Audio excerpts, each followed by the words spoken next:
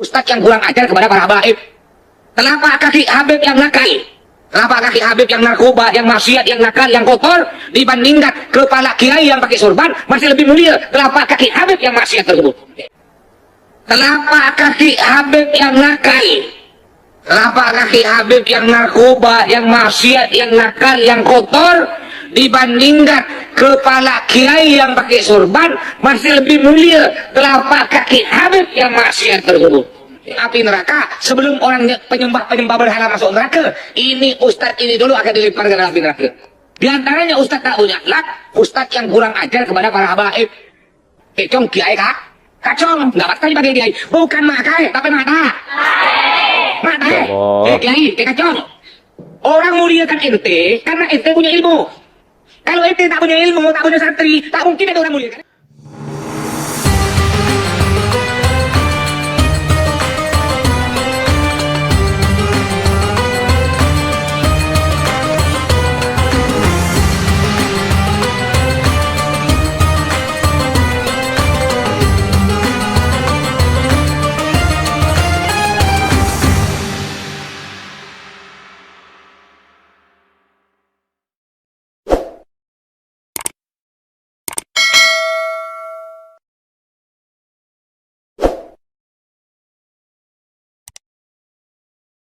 Maaf, saya potong pembicaraan sampean J. Jadi begini nih, dari sukhroh wal istifadhah yang menjadi dasar keyakinan mereka, yakni para guru-guru kita yang sampean sebutkan tadi, dari mulai Mbah Nawawi Banten, Mbah Hashim, Mbah Khalil, Mbah Guru Sekumpul, juga termasuk Mbah Mun.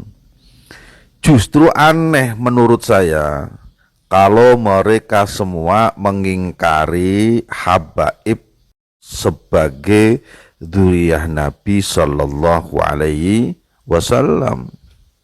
Kenapa demikian? Lah ini nih sampean pahami.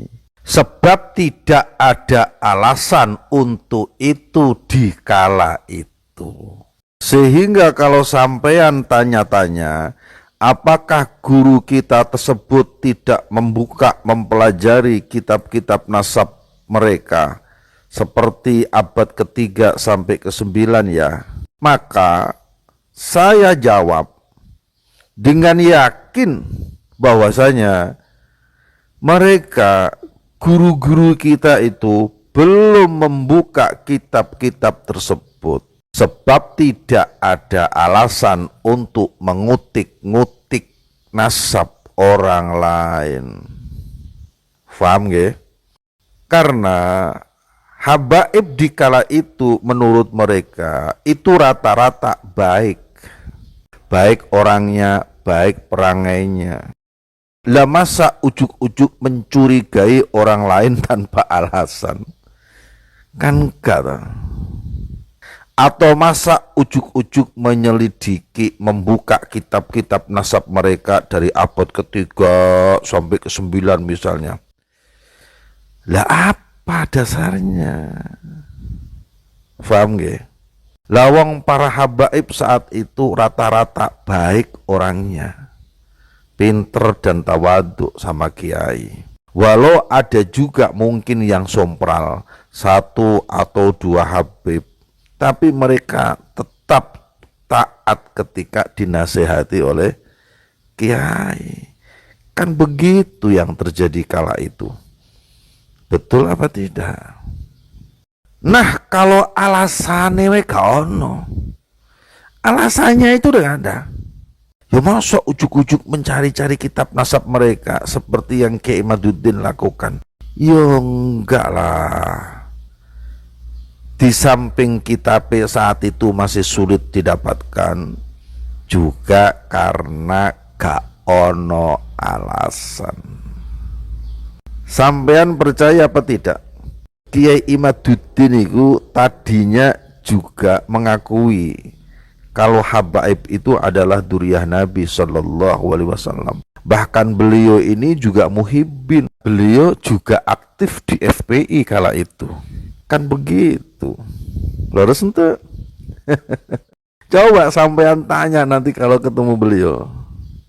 Nah mestinya Nyon Sewu, mestinya sampean selidiki kenapa sekelas Muhyiddin seperti Kiai Imad bisa tiba-tiba kontrak terhadap nasab mereka. Karena apa alasannya? Dan ini mah kalau alasan sakit hati, alasan dohir mah tidak mungkin. Sebab ternyata yang masuk ke ranah itu bukan hanya beliau. Kawan-kawan yang lain juga banyak yang masuk. Ingin mempelajari, ingin melihat sejauh mana sih nasab mereka nyambung kepada Kanjeng Rasulullah Muhammad Sallallahu Alaihi Wasallam.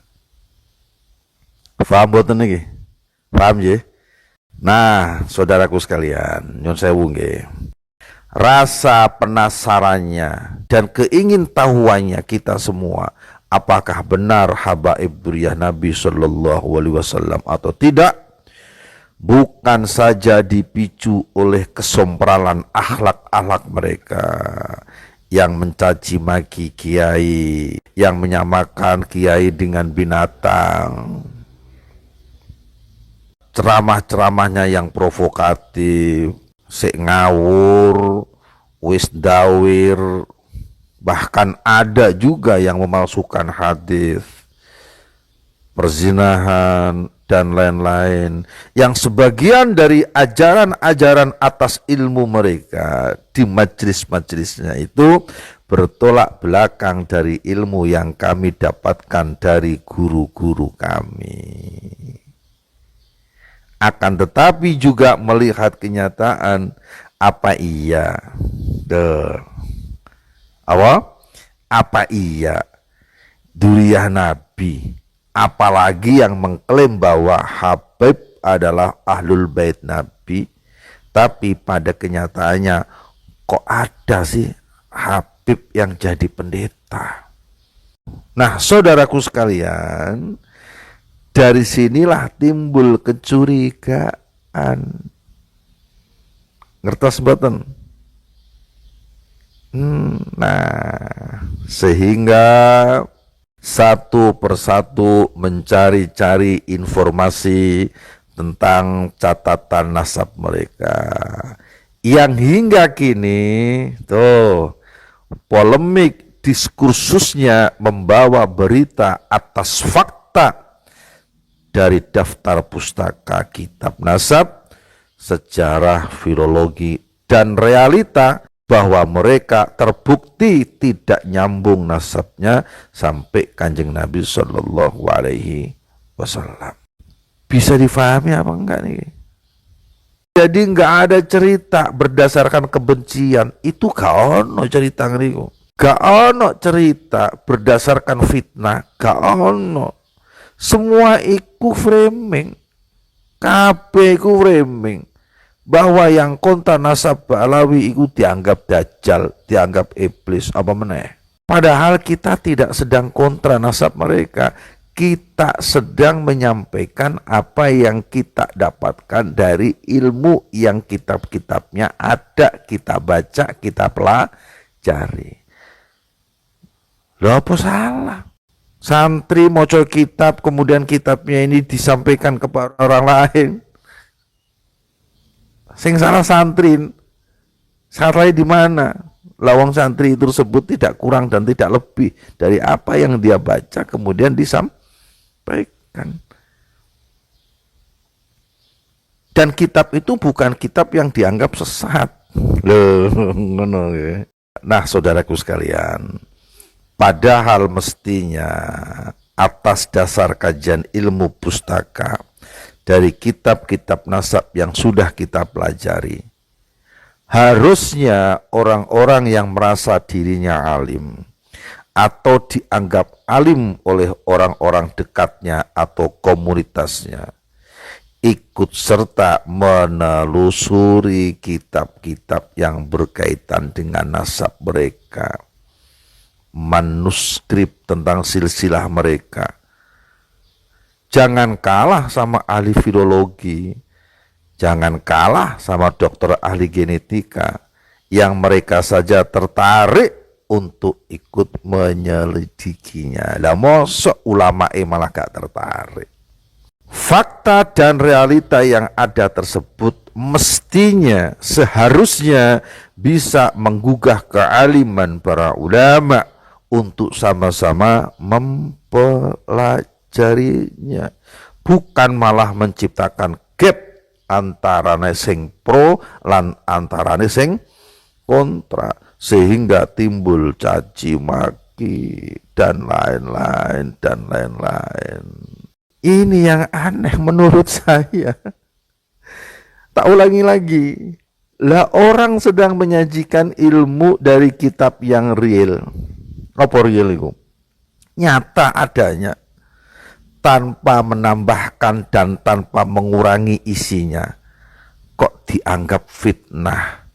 Bahkan dicap sebagai pembenci. Lah iki sing kurang ngopi sapa iku? Sing kuali uteke sapa iku? Bahkan yang sangat lucu, naif dan memalukan adalah baca kitabnya saja enggak, sudah komentar. Sok tahu lagi. Apa gak isin ta? Ono kiai model ngene iki. Liarnya. Liar. Mestinya kajian ilmu itu jangan dibalas dengan emosi. Jangan dibalas dengan nafsu. Ya wae. Nah, apalagi polemik ini sudah meluas kepada pemalsuan sejarah perjuangan kemerdekaan bangsa dipalsukan, dibelokkan. Apa sampean gak mikir tah? Ngaku cinta NKRI, tapi sejarah perjuangan bangsanya dibelokkan. Kok diam saja?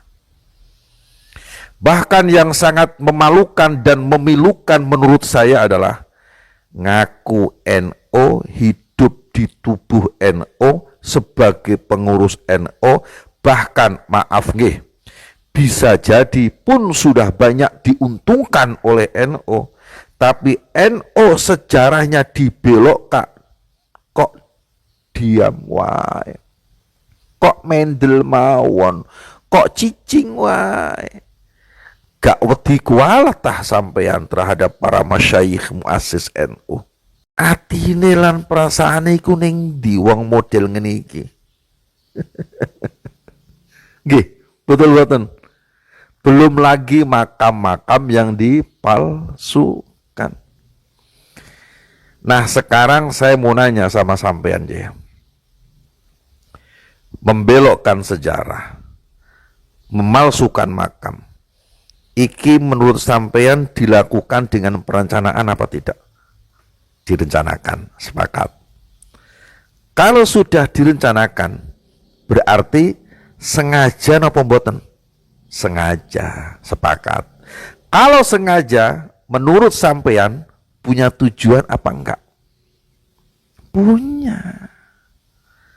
Lah ini yang bahaya.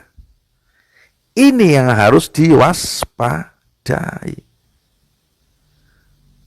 Nah, saudaraku semua, nyun sewu, apa ini semua tidak cukup menyadarkan bagi kalian, wahai para orang yang mengaku cinta NKRI, atau orang yang dianggap alim oleh sebagian orang, untuk sama-sama membaca, membuka, dan memahami bukti-bukti dari kitab sejarah, kitab nasab, manuskrip, dan lain-lain yang ada.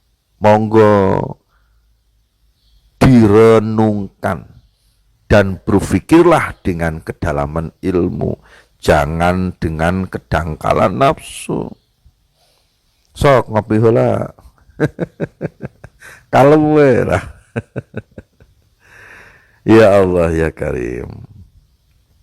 Saya ini sangat bersyukur kepada Allah Subhanahu wa taala nggih. Alhamdulillah. Hingga kini akhirnya telah banyak yang dibuka oleh Allah cahaya ilmu pada sebagian orang. termasuk orang-orang yang di sini ya. Karena yang di Sumedang juga sudah mulai banyak yang sudah sadar. Anggota PWLS Sumedang semakin hari semakin banyak yang bergabung loh. Kan di sini juga iya kalau saya lihat nih. Hampir seluruh Indonesia ya, PWILS ini sekarang banyak diserbu orang untuk bergabung bersama. Nah, ini tentu terjadi atas kehendak Allah kepada siapapun, walaupun sebagian dari orang-orang tersebut bukan orang alim. Karena justru ada sebagian dari orang-orang yang merasa dirinya alim atau dianggap alim oleh orang-orang dekatnya yang hingga kini belum Allah tunjukkan jalan kebenaran tersebut, sehingga hatinya belum tergerak untuk timbul rasa penasaran dan keinginannya untuk membuka, mempelajari kitab-kitab nasab abad ketiga, abad ke-9. Padahal alasan untuk membuka kitab-kitabnya ada. Referensinya lengkap, bisa diakses di mana-mana. Bahkan hukumnya pun mereka ketahui bahwasanya tidak boleh meyakini sesuatu yang dianggap benar itu benar hanya berdasarkan dzon, berdasarkan prasangka, sukhrah wal istifadhah, setelah adanya hujah yang jelas, bayyinah yang nyata yang menjelaskan bahwa kebenaran yang selama ini diyakini bertolak belakang dengan isi hujah, dalil, bayyinah yang ada. Kartas betul. Bisa difahami tidak ini? Alhamdulillah.